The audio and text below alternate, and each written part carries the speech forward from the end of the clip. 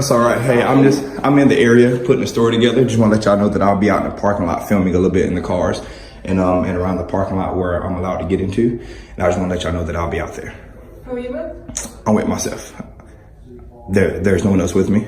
I work for myself. I just want to let y'all know that I will be out in the parking lot. I just didn't want nobody to see me on the camera and kind of freak out about it. Just want to come let y'all know that I'll be out in the parking lot. Just getting information together on certain cars out here and certain police in the area. That's all. Okay. All right. Thank you. Putting the article together. Putting an article together out in the area. Putting a what? Article together of these cars out here. I was inside City Hall. She said she let the mayor get back with me, but I just left and came over to the police department. Spoke to the lady out front and told her I'd be out here just taking a few photos of the license plates, the tags, the inside of the cars, just trying to see the upkeep of them. And do you have any identification on I do not. Okay, I need to see I left it on the car. know who you are when you're out here casing my place. I don't know what you're doing. Do you understand what I'm saying? Oh, I'm just filming, that's all. Okay, but you say that, but I don't know what you're doing. Well, I mean, okay, I mean, why are you out here filming police cars and looking into police cars and tags and stuff? Just for general public knowledge, that's all. Okay, I need to see some kind of identification. I don't have any on me. Kind of identification. I don't have any on me. Can I have your name? Yeah, you can step right over here in my car. I'll give you my name and I'll get yours. Okay? Well, who are you? I'm Sergeant Peavy. You're a sergeant. Is there an officer above you? Huh? Is there an officer above you? The chief of police. Chief of police. Okay. You want to talk to him too? You might want to go get him. Okay. Because you're go tell Chief. you're above your jurisdiction out here, partner. No, sir, I'm not. I can show you that. I can tell you. Don't walk off. Well, No, sir. Right first now, off, I'm free to walk. Reasonable suspicion of what crime? now, which is why I have Of what crime?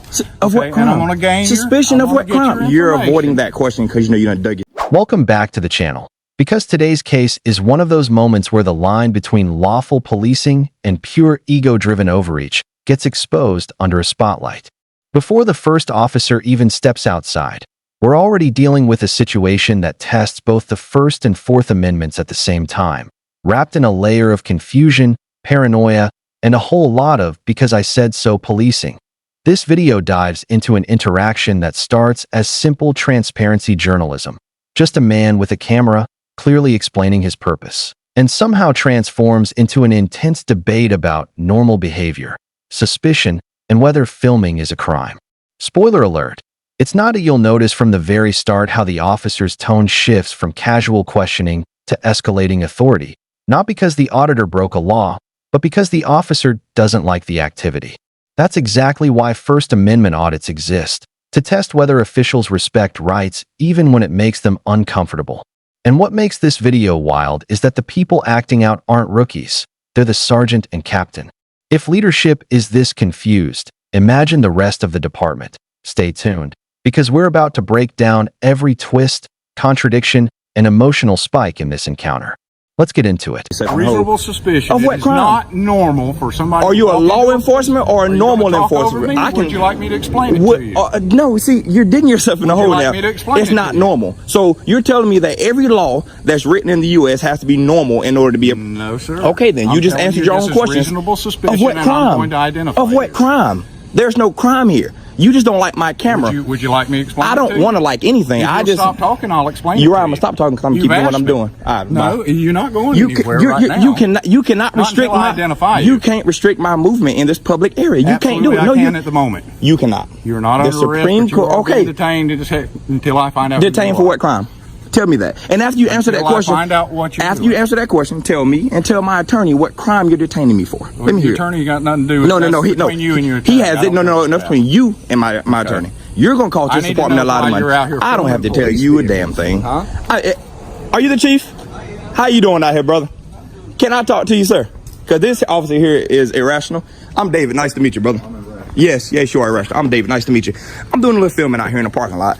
Not only has he threatened to detain me, and his suspicion is it's not normal. My question to him was, is it normal or is it illegal? He said it's not normal. I said, sir, I've broken no law. I'm filming. I'll be on my way. He told me I was detained. What I want you to do is I would like for you to at least look at that yellow sign that's on the building over there. Did I see what it says? Authorized personnel only. In this parking lot or down there? It's this whole section because so why isn't they drive through here? So why isn't their sign there? Hurricane Michael, actually. We haven't had a chance to put all the signs up. So until that sign is put up, there's no sign here for you to abide by. The other question that we had, there was a concern actually that yes, sir. prompted us to actually talk to you. Yes, sir. Out here in the public, there is no expectation of privacy. We all understand. Can you tell him that there, please? He understands that as well. I would like for you to tell him that on camera. Right here is where things begin to shift. Notice how the auditor calmly explains his purpose. Not aggressively, not evasively, but upfront and transparent. He even takes the extra step of informing staff beforehand to avoid confusion. That's something a suspicious person would never willingly do.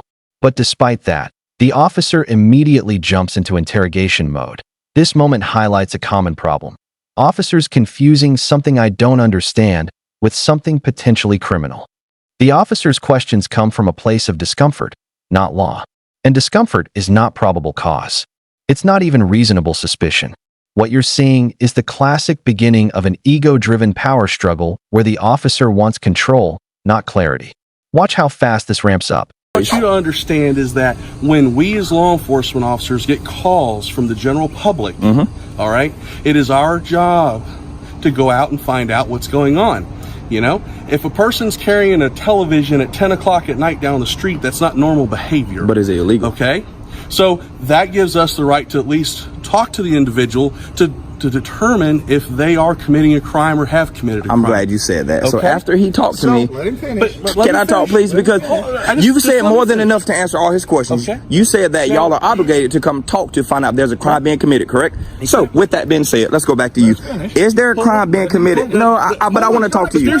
I want to talk to him first. Is there a crime being committed right now? I don't know yet. You don't know that. I'm trying to determine. Right. So what crime do you see? There's a camera. There's a man in a parking lot. Where's the crime? You won't answer that because you don't put your foot in your mouth, you idiot. We received a call in regards to you videotaping. Yes, sir. In a building. Yes, sir. Okay. So the question is, and the concern is that was an individual casing this place for a potential robbery? Okay. So that is how the call came out.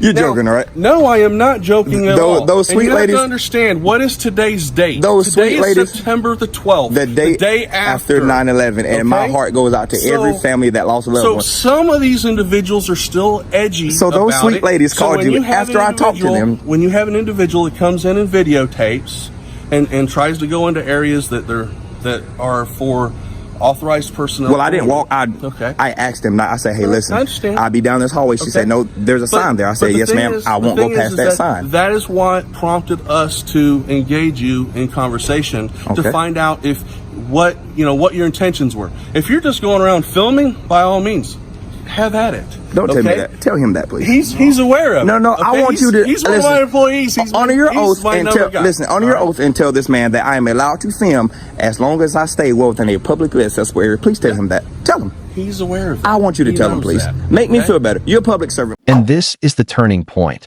The moment when a simple conversation becomes an unlawful detention.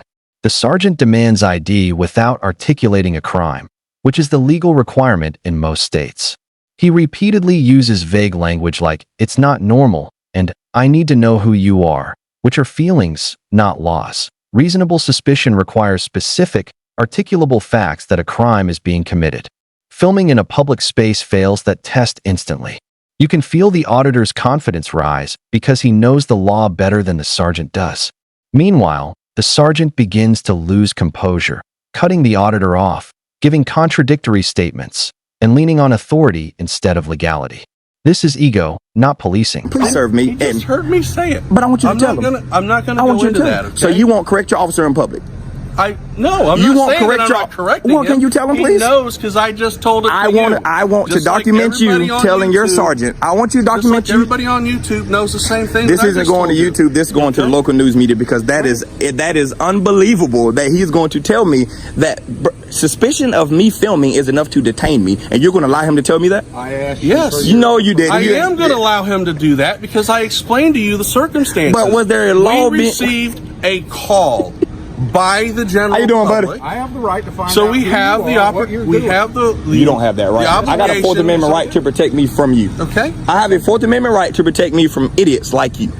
I have a right. Now let me explain something. No, I'm not insulting. The truth. No, I got a First Amendment right that allows me freedom of speech. All right. So it is on video, and the whole world's gonna see it. Okay, and I hope your family doesn't watch social media because they're gonna see it too. Over. It is. All right. Y'all can go back inside. You have a wonderful day. I will. I promise I will do my best. Go ahead, follow suit, partner. Bye. You still haven't identified. No, and I'm not going to. I'm not going to. Follow suit. Holler at your partner. Because the chief said so. No, because I'm telling you to. Bye. No, you don't tell me anything. I bet you're going to go in that door. You have a nice day. I bet you're going to go in that door. You have a nice day. I promise you I will. Please leave. You're harassing me now. I've done nothing wrong.